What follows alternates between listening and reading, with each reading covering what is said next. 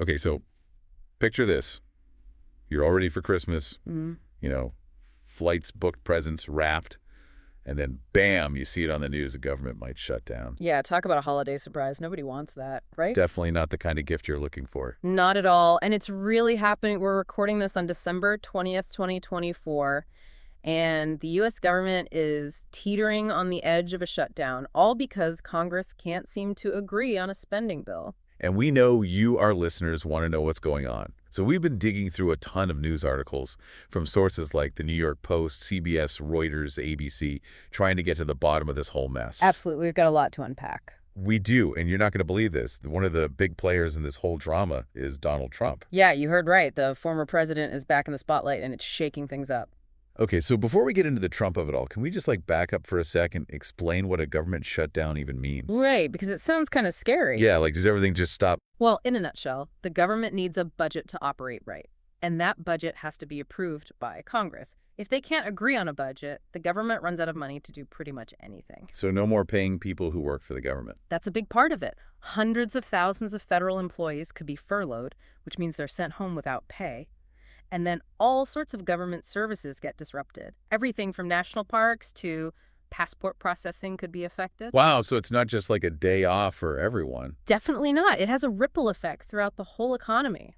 Think about it. Businesses that rely on government contracts could be put on hold. Travel could be disrupted because TSA agents are furloughed. The list goes on. So how did we even get to this point? Well, the government's fiscal year starts on October 1st. And ideally by then, Congress should pass a budget for the entire year. But this year, they couldn't agree. So they did what they often do. They kicked the can down the road with a temporary funding bill called a continuing resolution. Ah, so like a Band-Aid solution. Exactly. It was supposed to give them until December 20th today to figure out a long-term plan, but as you can see, that didn't quite pan out. Clearly not.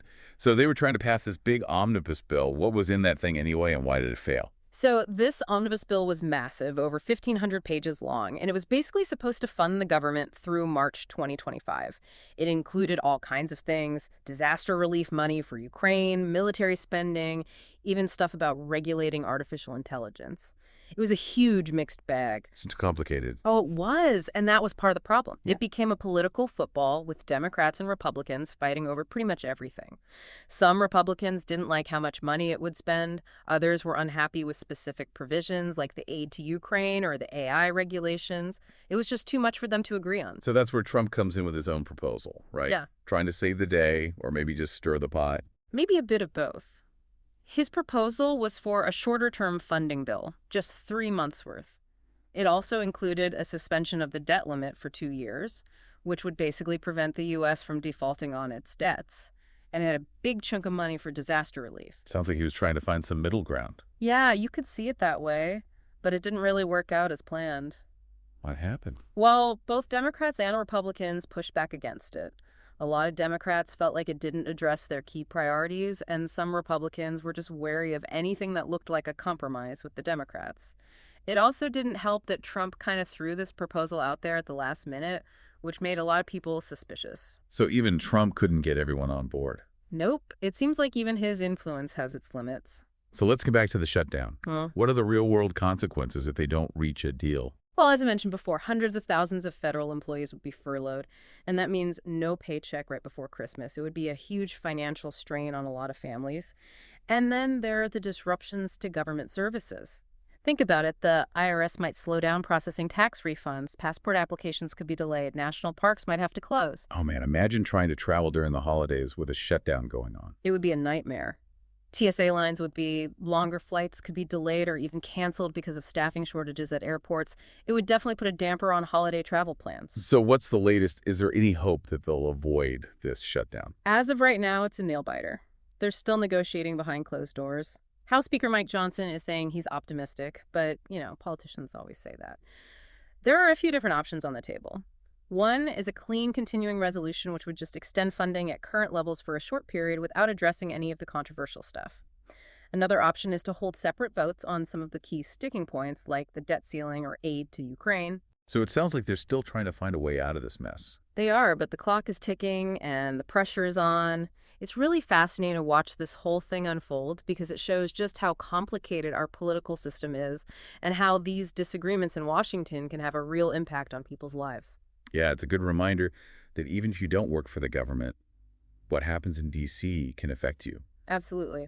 And it makes you wonder what this all means for our democracy. Are these constant government shutdown threats becoming the new normal? Is this just how we're going to govern from now on? It's a question worth thinking about. Definitely something to ponder as we head into the new year and a new election cycle. Maybe this whole situation will make people more engaged in the political process. Who knows? I hope so, because ultimately it's up to all of us to hold our elected officials accountable and make sure they're working in our best interests. Well said. And on that note, we'll leave you with that thought to chew on this holiday season. Maybe bring it up at your family dinner. See what everyone thinks. Just make sure you have a backup topic, just in case things get too heated. Good advice. Happy holidays, everyone. Happy holidays! Today is your lucky day. Today is the day that our $3 website works for you, paying you directly to your PayPal daily. Imagine $3 ongoing continuous payments to your PayPal account. Imagine falling asleep and waking up to $300 in your PayPal account. How would this make you feel? How could this help you? What bills could you pay? What kind of fun could you have? What does that retirement look like now? All for a one-time payment of $3. This website is DFY done for you, fully built and completely hosted, and never stops collecting payments for you. You have spent $3 on coffee on a regular, but that coffee won't help you create multiple streams of income. Click the link below.